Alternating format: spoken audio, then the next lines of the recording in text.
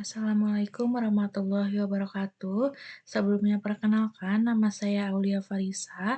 Di sini saya akan memaparkan mengenai tugas terstruktur dari mata kuliah Manajemen Strategik yang berjudul Analisis Efektivitas Alternatif Penyelesaian Sengketa Melalui Negosiasi dalam Mengurangi Konflik Pemutusan Hubungan Kerja pada hubungan industrial di Indonesia. Studi yuridis, normatif, dan deskriptif. Baik, di sini ada latar belakang. Poin-poin penting dalam latar belakang ini mencakup PHK sebagai sumber konflik, dampak PHK multidimensi, litigasi kurang efektif, serta negosiasi sebagai alternatif. PHK sering menjadi sumber konflik dalam hubungan industrial karena tidak hanya berdampak pada ekonomi pekerja, tetapi juga pada kondisi psikologis dan sosial. Penyelesaian melalui pengadilan hubungan industrial sering dinilai kurang efektif karena memakan waktu yang lama serta biaya yang cukup tinggi. Oleh karena itu, diperlukan mekanisme alternatif yang lebih dialogis seperti negosiasi. Yang kedua, ini ada permasalahan. Permasalahan ini mencakup tingginya konflik PHK, ketimbangan posisi tawar, serta negosiasi yang belum optimal.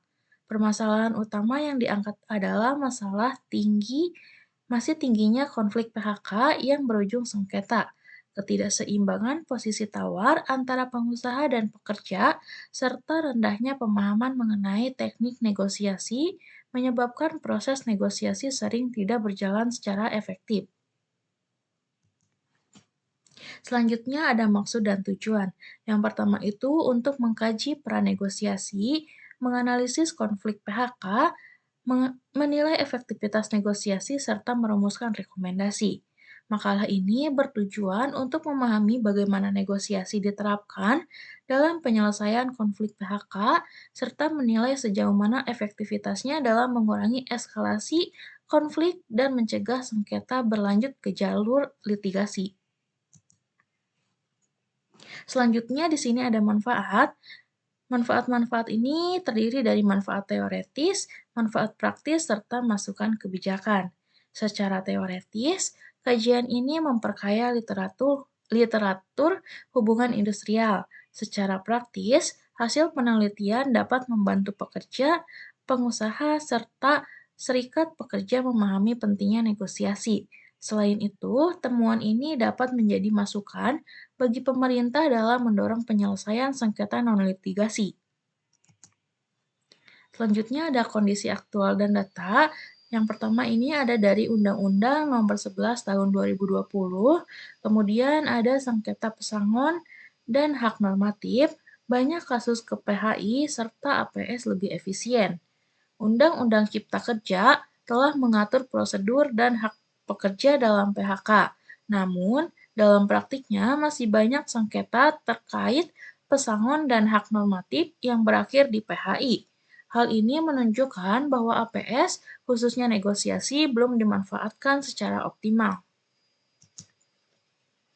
Berikutnya ada teori hubungan industrial. Yang pertama itu ada relasi antara pekerja, pengusaha, serta pemerintah. Yang kedua ini ada konflik sebagai fenomena wajar, serta mekanisme penyelesaian damai. Teori hubungan industrial memandang konflik sebagai sesuatu yang tidak terhindarkan.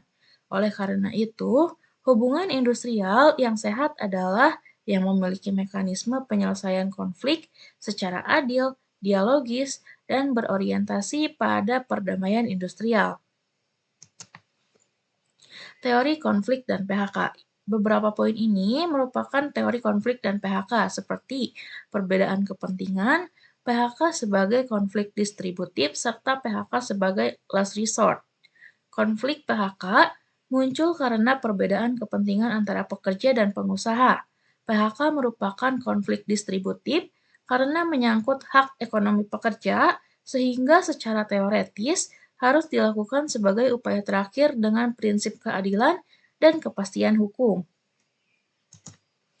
Selanjutnya ada teori APS dan negosiasi. Yang pertama itu ada penyelesaian di luar pengadilan, Yang kedua ada negosiasi berbasis kepentingan, serta yang terakhir yaitu ada win-win solution.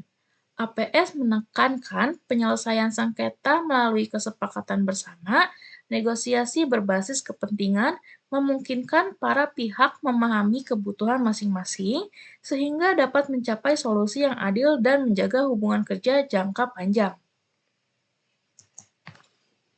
Selanjutnya ada analisis, yang pertama itu karena kurangnya komunikasi. Yang kedua, negosiasi sebagai formalitas saja. Yang ketiga, ketimpangan posisi tawar serta lemahnya peran serikat. Hasil analisis menunjukkan bahwa negosiasi sering dilakukan hanya sebagai formalitas prosedural. Kurangnya keterbukaan, lemahnya peran serikat pekerja, serta ketimpangan kekuatan membuat negosiasi gagal meredam konflik PHK. Kesimpulannya, yang pertama itu ada PHK konflik kompleks, negosiasi berpotensi efektif, implementasi belum optimal, serta APS penting bagi perdamaian industrial. Negosiasi memiliki potensi besar untuk mengurangi konflik PHK dan menjaga keharmonisan hubungan industrial.